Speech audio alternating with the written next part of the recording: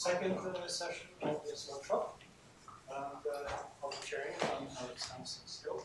And what I first talk now is by Syed Mohammed Navier, and when you see the title here, so please. Over to you. Thank you very much, Mr. Chairman. So, hello everyone. I'm very pleased to be here.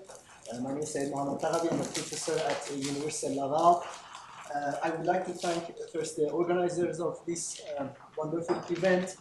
The title of my talk is Rheological and Geometrical Interactions in Viscoplastic Fluid Flow Transport through Groove Channels, which is the work of my PhD student, former PhD student Hossein Rahmani, who is now postdoc with me in Freegard, and my current PhD student Amir Jolai. This work has been supported by many funding agencies, including the Canada Researcher. Normally, in our lab, we do experiments and modeling, but for the purpose of this workshop, I will be presenting only modeling works. So, considering the context of the workshop on porous media, boundary or wall slip in porous media can occur due to the heterogeneity of the porous structures or other factors. Examples include the porous media with rough walls, slip regimes, slip effects at the solid fluid interface, slip boundary, or liquid transport through nanoscale porous media. So, in considering this context, in this fundamental presentation that I will give to you, we will focus on a specific type of heterogeneity of the system, which is grooved channels. So, we consider a channel with grooved walls, and we will focus on a specific type of slip boundary, which is coming due to the superhydrophobic surfaces. So with this is the outline of the presentation. I will provide an introduction, then talk about the methodology of our work, numerical methodology, results and conclusion. And in the introduction section, I will talk about yield stress materials. So Emma introduced these. I will just a little bit reiterate. Then I will talk about superhydrophobic surfaces, and then I will provide a literature overview. Toothpaste, cement slurry, chocolate, blood, hair gel are all examples of viscoplastic or yield stress materials. Such materials are characterized by a unique property called the yield stress. So below which the material behaves as a solid, and above which it behaves as a viscous liquid, as demonstrated in the constitutive Bingham constitutive equation, which is a classical sort of equation. An example of this behavior can be seen in the simple plain Poiseuille channel flow of a Bingham fluid, where you can observe the middle unyielded plug zone and the region where the flow is basically yielded, and we have no slip boundary conditions in this classical configuration. So, in general, surfaces can be divided into hydrophilic and hydrophobic surfaces. Hydrophobic surfaces repel liquid, while superhydrophobic surfaces are superior in repelling liquid due to the formation of the gas-liquid interface on these surfaces. In fact, macro and nano protrusions on superhydrophobic surfaces allow air to be trapped on these surfaces, reducing the direct contact between the liquid and solid. Patterned groovy superhydrophobic surfaces can be created using longitudinal, oblique, and transverse configuration. For example, in the oblique configuration, the applied pressure gradient in the system makes an angle of theta with the groove direction. So this will be the case that we will consider now. In terms of the literature of this, the literature is vast in terms of fluid flows on superhydrophobic surfaces. These have been studied using experimental measurements, semi-analytical modeling, and numerical simulations. In terms of the experiments, experiments have relied on flow rate measurements, laser-based velocity capturing. On the other hand, semi-analytical solutions have worked with perturbation, or in the classical sense, perturbation theory, and Fourier expansions, and linear stability analysis. And numerical simulations consider finite element, finite volume, molecular diffusion, and lattice-Boltzmann methods to analyze these flows. However, most of these works that you see here have considered only Newtonian fluids, or to some extent shear thin materials, while the interaction of viscoplastic materials as a non-Newtonian fluid with superhydrophobic surfaces have received less attention, and this motivates our current work. And in what I will present, we will focus only on semi-analytical modeling and a numerical simulation of such fields.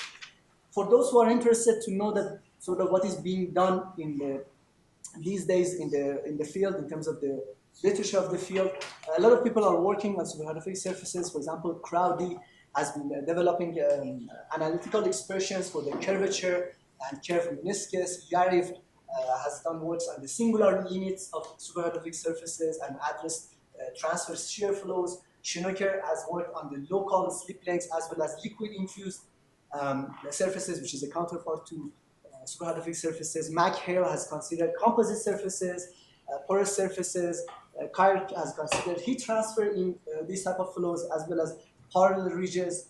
Hodes has done works on analytical expressions for the slip lengths on superhydrophobic surfaces, has considered also slowly varying the meniscus curvature, and Papagiorgio has considered linear stability and shear thinning material for these flows.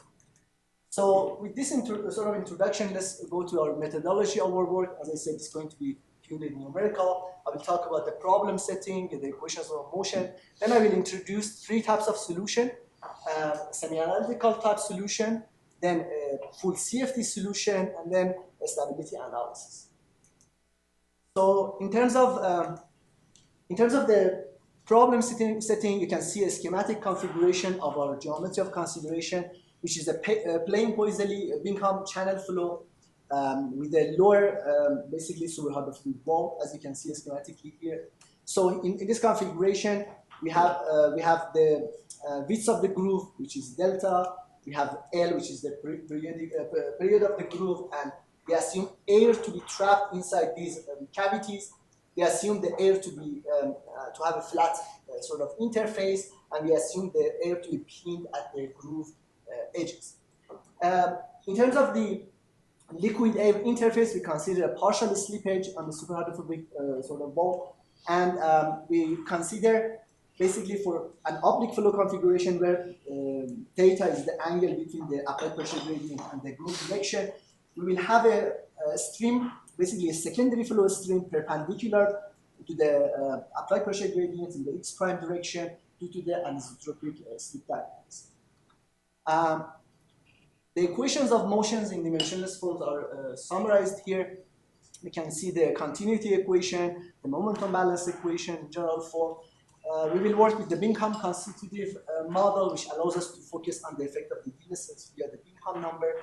The Navier slip law takes care of the liquid air interface dynamics, and this basically results in several dimensionless numbers that govern the flow system. As you are familiar with the Reynolds number, we will have Bingham number. Bingham number is the ratio between the yield stress to the characteristic viscous stress of the system. We have the slip number, small b, which is basically relating the shear stress at the interface, the air-liquid interface, to the slip velocity at these interfaces. We have L, which is the groove periodicity length, which is the ratio of groove period to the half-channel height. We have phi, which is the slip area fraction. We divide the width of the groove to the groove periodicity length, and we have theta, the groove orientation angle, as I explained.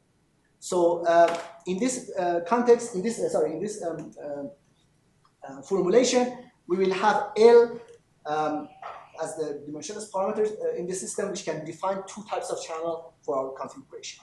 Large values of L correspond to a thin channel, and small values of L correspond to basically a thick channel. So we will work with these dimensionless numbers in this presentation. So the first solution that I will present will be the semi-analytical type solution, and I'm going to present it in a general form without going through the details. Of course, the details of this can be found in our publications.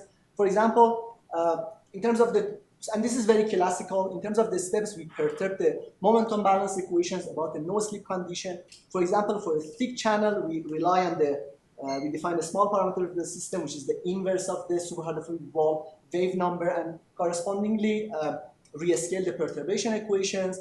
Assuming periodicity in step 3, we rely on the Fourier series expansions of the perturbation stream function and velocity, leading to two coupled ODEs for these, which we can basically solve considering the exponential form of the solution for the streamwise, for the stream function and velocity while applying the boundary conditions, which is the no slip boundary conditions at the liquid air interface, zero perturbation velocity at the lower yield surface, and the zero strain rate magnitude at the lower yield surface. And then at the end, we apply the stick slip conditions at the superhydrophobic wall and find coefficients that are unknown via solving a system of linear equations.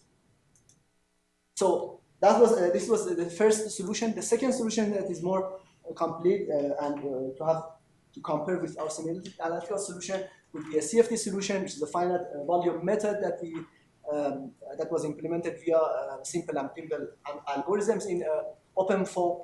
For the viscoplastic modeling, we rely on the Papaanastasia regularization model, and we consider a channel for which the mesh is refined towards the superhydrophobic wall, as well as it is refined towards the groove edges of the interface. So a Navier slip, as I explained, also for the semi-analytical solution, takes care of the liquid air interface. A no slip condition basically is accounted for at the liquid solid interface, as well as the upper wall, and we consider basically the cyclic conditions at the rear and front patches, as well as the left and right patches in our system. So this was the second solution. As a third type of solution or analysis, we develop a linear stability analysis for a specific case where the slip area fraction phi goes to 1. So this is also a classical approach in terms of what we conduct. We conducted linear perturbations of the motion equations. We develop an eigenvalue problem, and then solve the system by a Chebyshev collocation method, resulting to two types of solution: a modal stability analysis, which which can be used to capture the least stable an eigenvalue, and a non-modal stability analysis, which we can use to find the energy growth of the perturbations in terms of the eigenfunctions. So with these, let's go to the results section. I will talk about some velocity and perturbation field, effective slip lengths, unyielded zones, regime classifications, the effect of groove misalignment, and stability.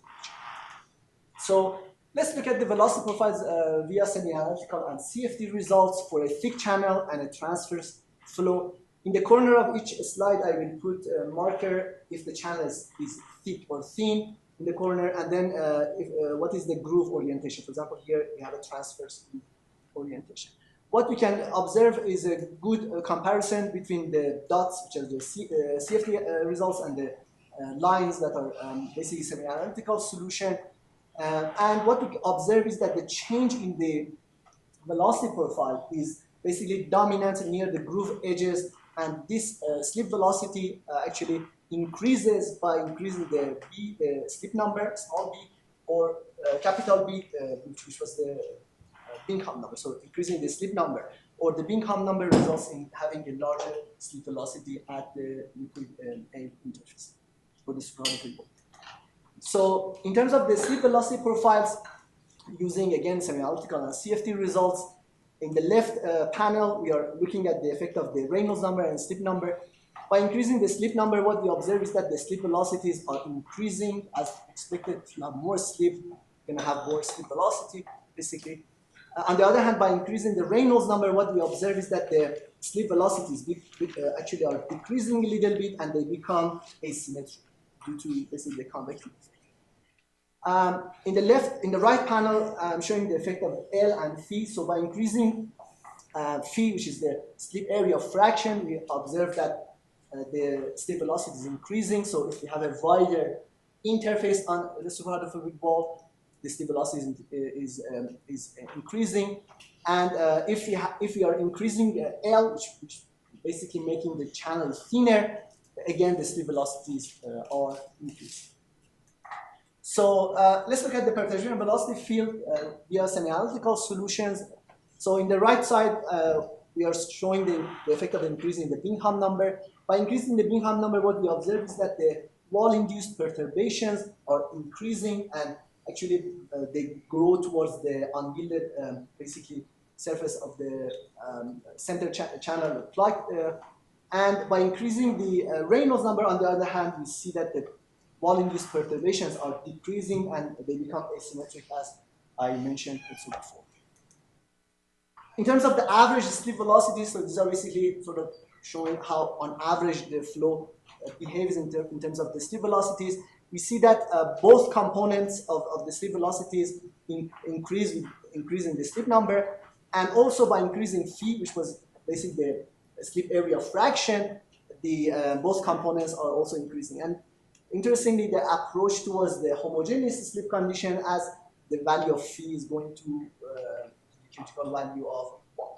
In the lower, basically, panels, the color bars are showing the W prime, which is the average slip velocity in the Z prime direction, and the dashed lines are showing the U prime, which is the average slip velocity in the X prime direction.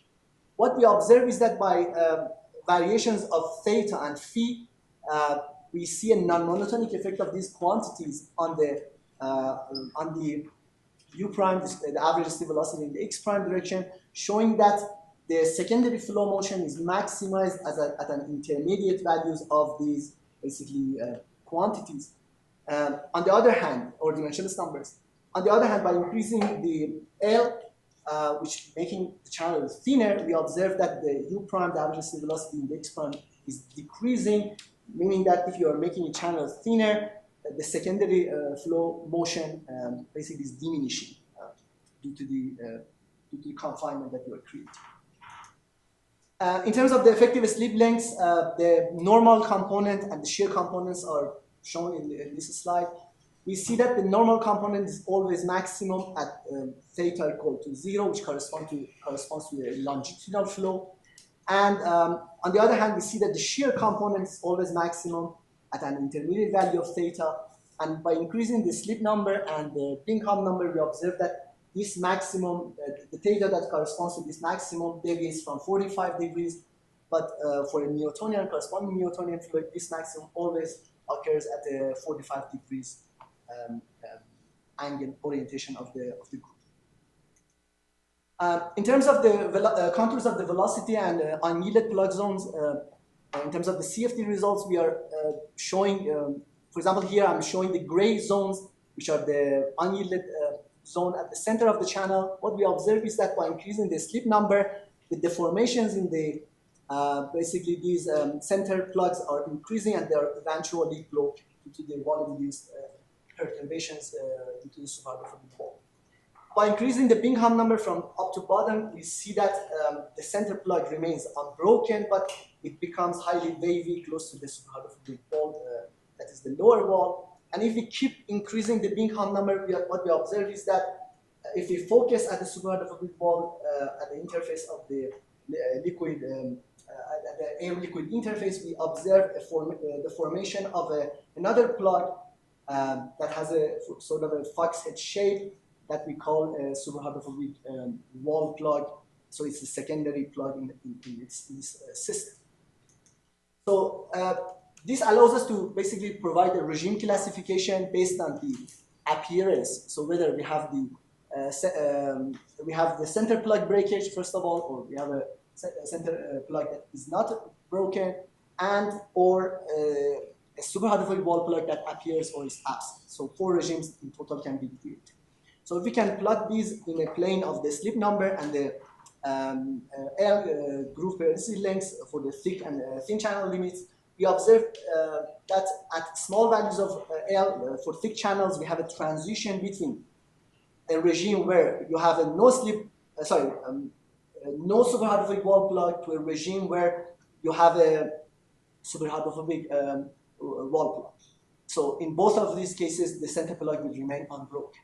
On the other hand, for the thin channel limit, we can see a transition between all of these regimes, from a regime where you have no superhydrophobic wall plug to a regime where the center plug is broken, to eventually a regime where the center plug is broken, but you have a superhydrophobic wall plug. You have the center plug is basically, due to the wall-induced perturbations, becomes broken, but if you focus at the superhydrophobic wall plug, you see that basically a plug at that interface.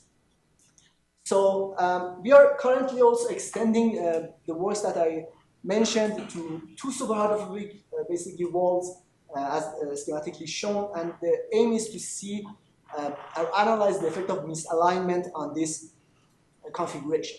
So for example, a typical example of these results are presented here. Here I'm showing on the top panel the streamwise perturbation velocity, and from left to right, the misalignment is increasing. So here is no misalignment, and then on the right side, complete misalignment of the grooves of the lower and upper wall. And what we observe is that by even a small misalignment, we observe that the streamwise perturbation velocity field becomes asymmetric, although it remains large at the liquid wave interface, and the asymmetry is increasing. But if you have a complete misalignment, again, symmetry is achieved. The same goes for the center plug. So if you have a small misalignment, the center plug is broken. The deformation continues to increase by increasing the misalignment, but again, symmetry is achieved at the center plug when the misalignment is at its maximum, but the large deformations persist. In terms of the cross-flow perturbation velocity field, we can see that these have large values at the basically sides of the channel, at the groove edges, and they increase by increasing the misalignment, and they grow towards the channel center. If we analyze the perturbation velocity orientation angle, we see that they are oriented towards the liquid wave interface, and by increasing the misalignment, they increase towards the channel center, and in the channel center they have comparable values in terms of the cross-flow perturbation velocity and streamwise perturbation velocity. So this corresponds to large perturbation velocity orientation angle. We are also basically extending the work to analyze this in terms of an unsteady motion, how the center plug is being broken. So this is a preliminary result that I asked my student to send me before this talk. So we are going to look at how exactly basically the center plug is being broken in a time-dependent flow. The third solution that I introduced was the stability analysis. So here are the results for those. So a stability picture in terms of the modal and non-modal linear stability analysis. We can see in terms of the modal stability analysis, we can plot the spectrum of eigenvalues for the no slip condition, streamwise slip condition, and pure span-wise slip condition, and pure streamwise slip condition. And interestingly, what we can observe is a new mode of instability for the pure span-wise slip, and this mode of instability actually occurs for small values of streamwise wave number and large values of span-wise wave numbers. So if we look at the corresponding isosurfaces of the contributions of the span-wise perturbation velocity in the perturbation kinetic energy, and compare the case of the no slip and span-wise slip, we observe that these have large values near the wall, which basically justifies the unstable configuration. On the other hand, if we analyze the non-modal stability analysis and plot the transient energy growth of the perturbation, we see that this maximum is decreasing by increasing this streamwise slip, and correspondingly, this basically shows the stabilization effect of the streamwise slip in this configuration. So I don't know how much time I have for the 7 minutes. 7 minutes. Okay. So to conclude, we studied the plain Poiseuille Bingham flow of a fluid on a superhydrophobic groovy wall. So in terms of most of the presentations, I showed the results on one superhydrophobic wall, but we are extending also the results to superhydrophobic walls, as we show some examples for.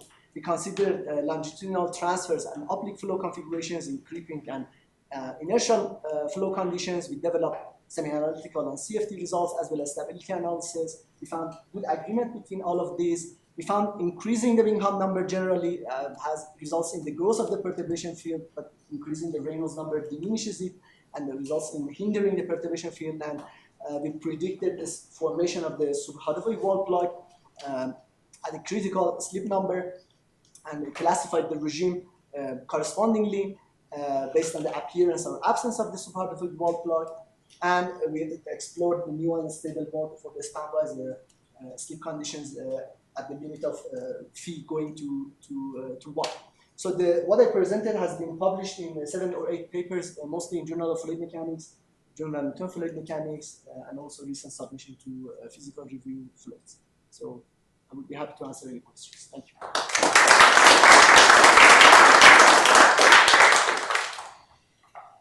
Yeah, well, thanks very much for the talk. I have a couple of questions.